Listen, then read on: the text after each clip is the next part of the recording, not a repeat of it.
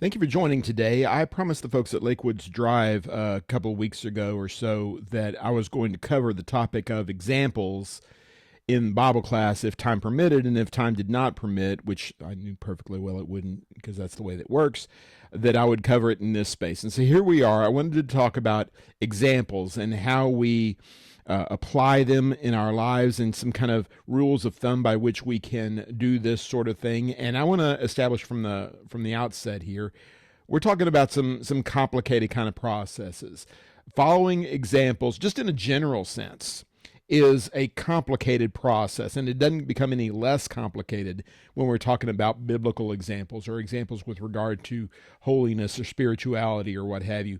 And when our souls are on the line, which I suggest they absolutely are, then the stakes are extremely high, and we don't want to get it wrong. And some people would have us believe that the idea of examples is so problematic that we basically really ought not do it at all.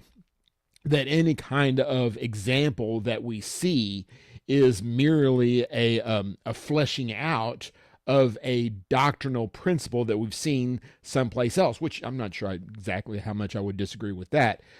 But in essence, saying there's no such thing as a biblical example, an apostolically approved example, or whatever you want to call it there, that we simply do what the Bible has written in so many words. Well, one of the things that the Bible writes is that we're supposed to follow examples.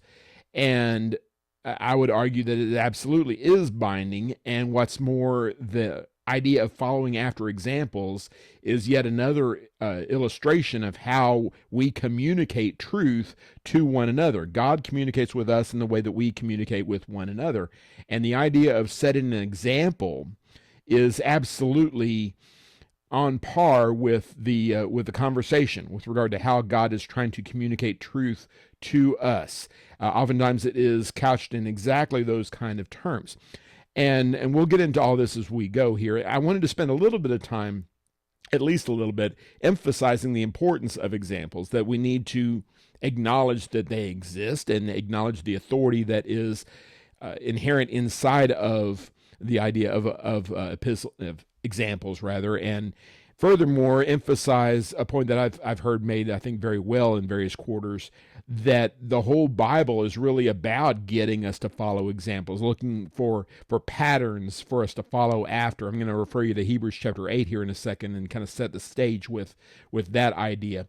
The idea that the Bible shows us the way to go in large measure by showing us characters, showing us examples, approved and disapproved examples. We'll talk about that. And having done that, then we'll save the second part of our lesson for talking about how that actually works and the difficulties, the challenges that come up, and some ways that I would suggest you can work out the idiosyncrasies of it, the little challenges, the difficulties, etc.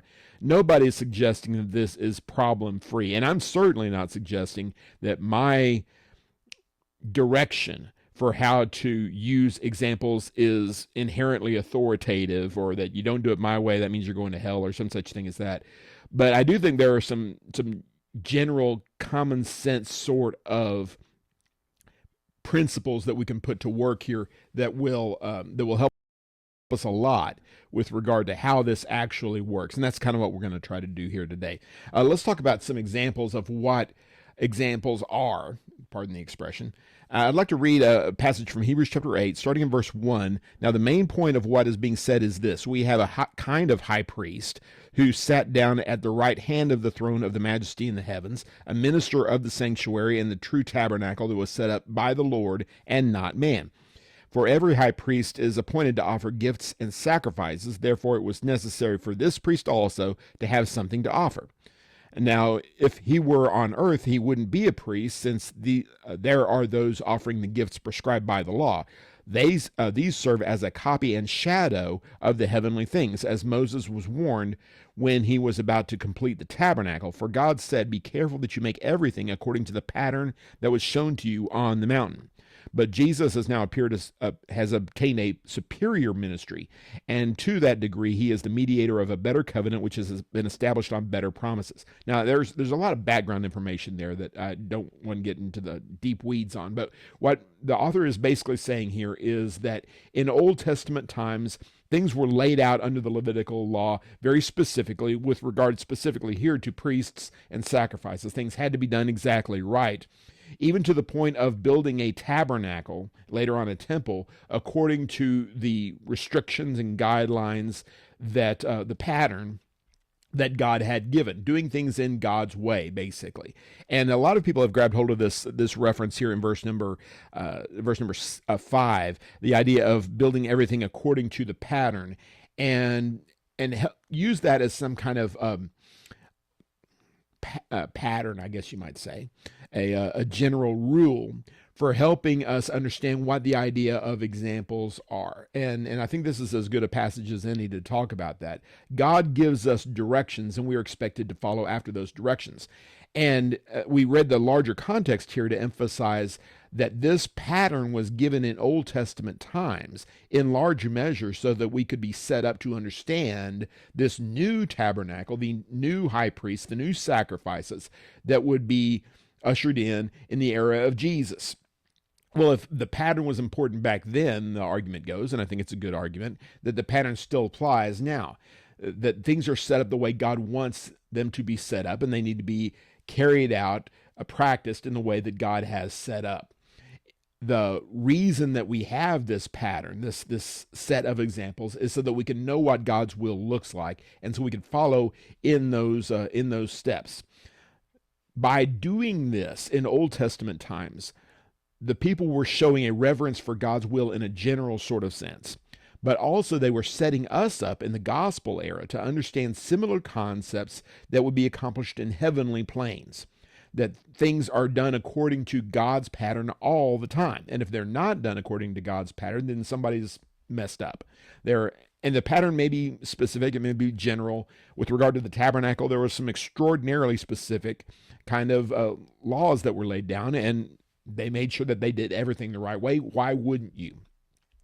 Well, by looking at examples that we have for us, Old and New Testament, it helps us understand what it means to live our lives in faith, to live our lives in obedience, in submission, and the example of Jesus Christ, of course, being the perfect one. This allows us to personalize, you might say, God's will, and perhaps bring it into a little bit more focus when we see it lived out in the life of an example, someone that we're supposed to follow after. I'll refer you to Philippians, chapter 3 and verse number 17, where this principle is laid out for us. Philippians 3 and verse 17 tells us here, "Join in imitating me, brothers and sisters, and pay careful attention to those who live according to the example you have in us."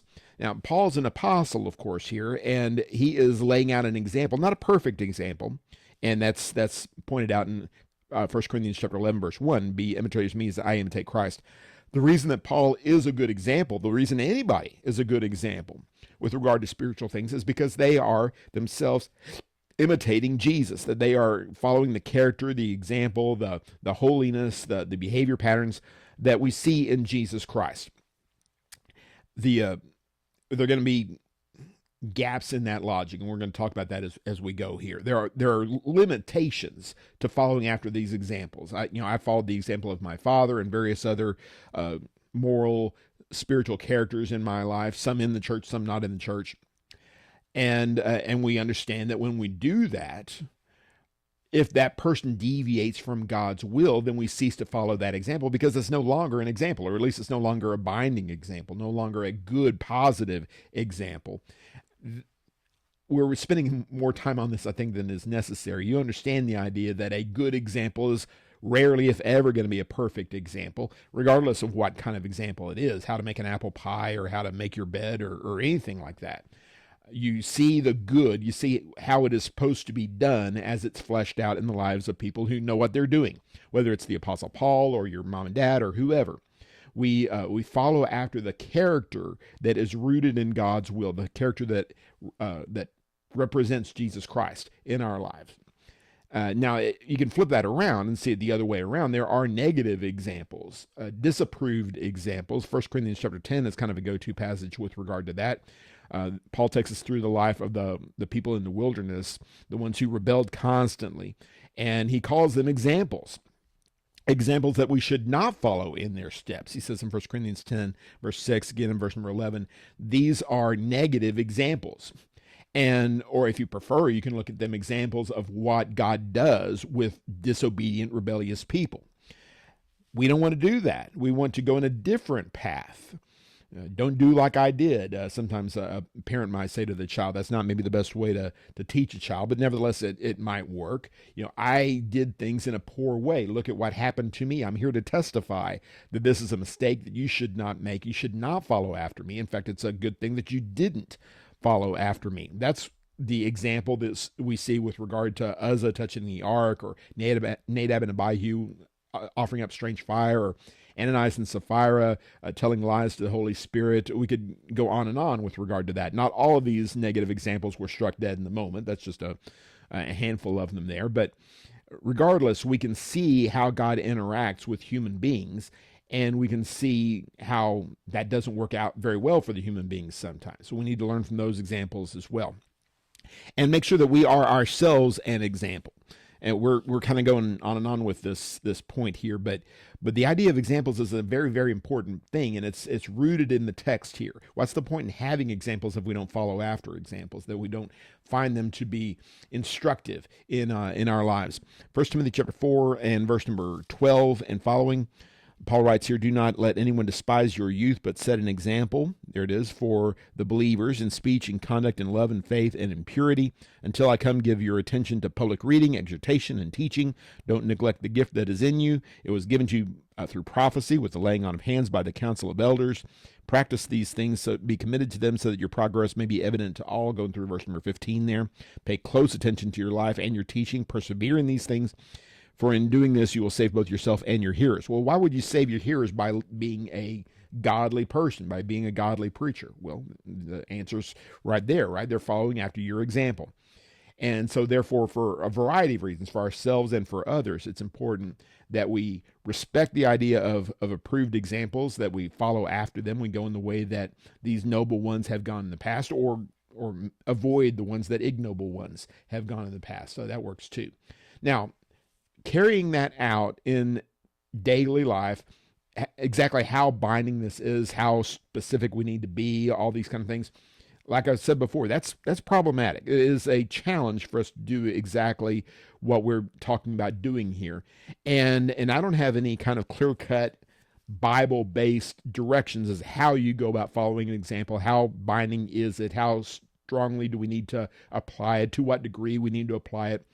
But some common sense rules are relatively easy, I think, to apply here, and see what the gist of the example is, why the example is being given, to whom it is being given. I really don't think that it's all that challenging in the big picture. If you understand who God is, if you understand what the Bible is, following after an example is not nearly as complicated as we want to make it out to be, basically. I'll give you a few examples here, and we could go on and on with this, but this will do for our purposes. In Acts chapter 18, in verse number 18, the Apostle Paul there is traveling, and he is going to Jerusalem, and the text says that he stopped in Cenchrea and shaved his head because he had a vow. Well, is that a binding example for us? It's the apostle. Clearly he's doing it. It seems to be approved. It's a noble thing that he's doing. It comes up in context a little bit later on, why he's doing this and the noble purposes that he has for this. Well, that must be an example for us. Then we're supposed to take vows ourselves. Well, maybe or maybe not. Depends. You look at the overall context here. Is this part of the gospel message in a general sort of sense? There's any number of things the Apostle Paul did outside of the scope of an apostle, outside of the scope of the gospel in his life. He's a human being. Not everything he did pertained directly to his work as an apostle. Maybe this didn't either. Remember, Jesus said, let your yes be yes and your no, no. And we could turn to other passages as well that indicate that the keeping of vows is not inherently something that is part of the gospel message. If you wanted to take a vow, I guess that's your business, but how are you going to bind that on somebody? Are you going to, and to what degree are you going to bind it? Is it even possible to do what Paul did there? Or if a vow is binding, then do we have to shave our heads when we take a vow? Do we have to go to Jerusalem after taking that vow? Do we have to do it in Cenchrea when we are there? Is there even a city of Cenchrea now? I don't even know. It's just not possible to do what Paul did. And we understand that God is not going to do ask us anything to do that is impossible. His commandments are not burdensome to us. First John chapter 5 verse 3 tells us. And taking a step further than that, the reasonableness, and I know this can be kind of complicated. Well, I know it is complicated, but there's an example given to us in Acts chapter 20, and this is one of the biggest examples that we turn to with regard to the Lord's Supper especially, and worship in general, what we do. There's not a lot of description of what New Testament worship actually looks like, and one of the ones that we have here is in Troas, as described in Acts chapter 20. It's an example for us to take the Lord's Supper on the first day of the week, which I have preached any number of times. Is that an example for us? Is it a binding example? I say yes, it is. Well, how do we know it's binding? Well, it's what the New Testament church did. It is an application of the general commands, the general illustrations that we have to honor the Lord's death in the supper. 1 Corinthians chapter 11 talks about how we're supposed to keep the supper, how we go about doing that. He has a little bit of detail for us in 1 Corinthians how that works. Here's an example of it, though. On the first day of the week, verse number 7 says in Acts chapter 20 rather, we assembled to break bread. That's the supper there. Paul spoke to them since he was about to depart the next day. He kept on talking until midnight. Now, if that's a binding example, there's going to be some problems in the church, I think, here. Anyway, and also we don't know that when Paul started preaching in the first place. A lot of people said his sermon didn't start till 11:15, so he was done in 45 minutes. But at any rate, old preacher joke, sorry. Verse 8, there were many lamps in the room upstairs where we were assembled, and a young man named Eutychus was sitting in a windowsill and sank into a deep sleep as Paul kept on talking. When he was overcome by sleep, he fell down from the third story and was picked up dead. But Paul went down, bent over him, embraced him, and said, "Don't be alarmed, because he's alive." After going upstairs, breaking the bread and eating, Paul talked a long time until dawn. So he wasn't done preaching after 45 minutes, as it turns out. He kept going. Then he left. They brought the boy home again and were greatly comforted. Okay, so how much of the details of the Troas meeting are going to be binding examples? Well, you have to be a little bit reasonable about this, right? It's on the first day of the week. We can even have some controversy over what exactly that means. But in the modern day, we all have a common understanding of what the first day of the week is. You take the Lord's Supper on the first day of the week, Sunday we would usually call it. Okay, we're good to go there. But does it have to be exactly the way that it was done in Troas? Well, we don't even know how it was done in Troas. We know it was done in a third-story room. Is it reasonable to require the Lord's Supper to be taken upstairs or even in the third story? Is that a binding example? I don't think that anybody would try to argue that it is.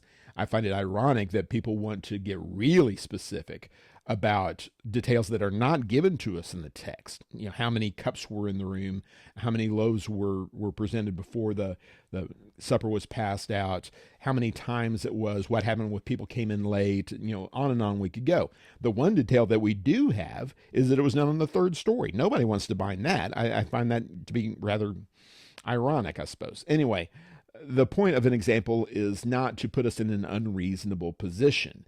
God's not going to, and reasonable is a judgment. And if your judgment is that it needs to be done in such and such a way, it has to be done on the third story or whatever, that's up to you. But let's be very careful about binding these judgments on other people here. Let's be reasonable about the way in which the example is carried out. Sometimes there are limits that are placed on the example. Sometimes they're expressed, sometimes they're not expressed. Sometimes it's just understood, as it were. In 1 Corinthians chapter 11, we have an example of, or 1 Corinthians 9, rather, sorry, an example that Paul tries to set with regard to humility and service. Verse number 12 reads here, if others have this right to receive benefits from you, that is to be paid to preach, don't we even more? Nevertheless, we have not made use of this right. Instead, we endure everything so that we will not hinder the gospel of Christ. Well, here he says specifically that this example is not supposed to be binding.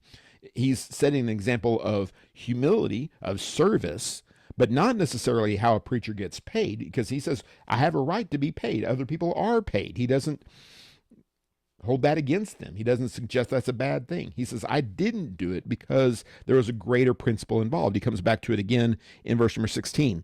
If I preach the gospel, I have no reason to boast, because I'm compelled to preach, and woe to me if I do not preach the gospel. He's talking again about his role as an apostle in a general sense, and as an apostle as relates to the church there in Corinth specifically, that it is a curse to him if he turned his back on this calling. Well, that's his calling. And presumably it would also be a curse to Peter and Andrew and James and John and all the rest of them as well. You and I are not apostles. And so therefore to say, woe to me if I preach not the gospel, that's not binding on me. That's limited to the person who received the calling. Now, you may feel like you have a calling to preach, or a calling to lead singing, or a calling to service, or whatever, and certainly abide by the dictates of your conscience in such matters. But there's no need for you to feel like if you decide to sell real estate instead or whatever, that means you have failed in your calling, and you have rejected the gospel, and you're going to go to hell as a result. That's not necessarily the case at all. Paul's example here suited his purposes as an apostle, and we need to understand the difference between his calling and our calling. Anyway, there are other examples that we could look at with regard to how that works. The example that is set by a particular person in a particular context, or a particular group of people maybe in a particular context, that is just not appropriate for us to try to bind ourselves, and certainly not to bind on others. I don't have a better way of explaining it than this, and I realize this is not going to work, and I certainly not for some people, and I realize that it's not going to be seen the same way by every person, even if we accept the principle. But this is the best I got, and I'll offer it to you. There are certain principles that are at the core of the gospel, principles like service, for instance. And there are certain applications of those principles that are not necessarily at the core. Now, I don't use this illustration here, this rationale, to argue against doing what God has told you to do in so many words. I don't want to do that. But there are certain concepts, like foot washing, for instance, in John chapter 13, verses 14 and 15, where Jesus says, what I have done to you, wash your feet, that is, you need to do to one another. And some people will get very dogmatic about this and say, well, that is binding the literal principle of foot washing on other people. Well, I'm not telling you not to wash the feet of your brethren or anybody else as far as that goes. But the question is this binding? Is that what Jesus meant by this? And one of the things that you do in these kind of situations is look at why this statement is being given. What is the lesson that's actually being taught? Is this a lesson about hygiene? Is this a lesson about politeness? Is this a lesson about home cleanliness? Or is this a lesson about service? And the context is quite clear here. It's about putting others before yourself. It's about humility. It's about service. And there are any number of ways in which that can be illustrated. The Bible talks about various ways in which this can be illustrated. And from a common sense standpoint, from a cultural standpoint, we realize that not only is foot washing not a cultural thing really in our day of paved roads and closed shoes and such, there are in fact much better ways of showing service, much better ways of showing humility than washing somebody's feet. Are we going to give ourselves a pass because we are inhospitable and rude and unkind to brethren, but every time somebody steps foot in our house, we wash their feet? That misses the entire point. It's not at the core of what Jesus is trying to say. I don't have a better way of pointing it out than that. I would urge you to read the entire Bible, read the gospel as a whole, and look at the broad principles of what Jesus is trying to bring out in us. The principles of character and service and submission to one another, and especially to him and to the gospel, and find ways that we can carry that out as best we can. You commit yourself to these broad principles of God's word, and the way that you carry out your worship, the way that you carry out your service, the way that you turn the other cheek, or whatever other principle you want to talk about, That presents itself fairly consistently, I would suggest to you. Now, pair all of this, of course, with Bible study, with prayer, praying for wisdom that we know how to respond to each one. It's not going to be an easy thing necessarily to do, but you know what? There are an awful lot of things that Jesus asks us to do that aren't easy. Just because I don't get it or because I don't understand it or seems complicated, I might have to work a little harder to understand that. I guess I'll just give myself a pass. Don't sell yourself short with that. There are very important principles that are being taught in these examples, whether they're vague examples or specific examples, etc. There are ways that you can draw closer to God and closer to his plan for your life by looking at these examples and carrying them out in your life, being a son of encouragement like Barnabas was. Another great example for us there. Finding ways to prioritize God's things. Barnabas showed it by selling property and giving it to the apostles. Well, if you want to sell property, you could do that. You're not going to be able to give it to the apostles, though. Again, exactly what kind of an example is Barnabas? Barnabas is an example of someone who put others before himself, and in so doing found ways to encourage brothers and sisters in Christ. That's the kind of example that we need to seek in our life. That's the kind of example that we need to be in our life for other people. Now, we could probably talk for weeks and weeks on this topic, but that'll do for our purposes. Let's not give up on the idea of examples. Let's trust that God is telling us what he wants. Let's seek what he wants and seek better ways of putting that to work in our lives. And I'm sure God will help us along the way to be the kind of people that he would have us to be and be good examples, be lights in the world to those who are around us. I hope this encourages study in your own life and that you will seek out good examples and be a good example as well. Thank you for studying along, and God bless.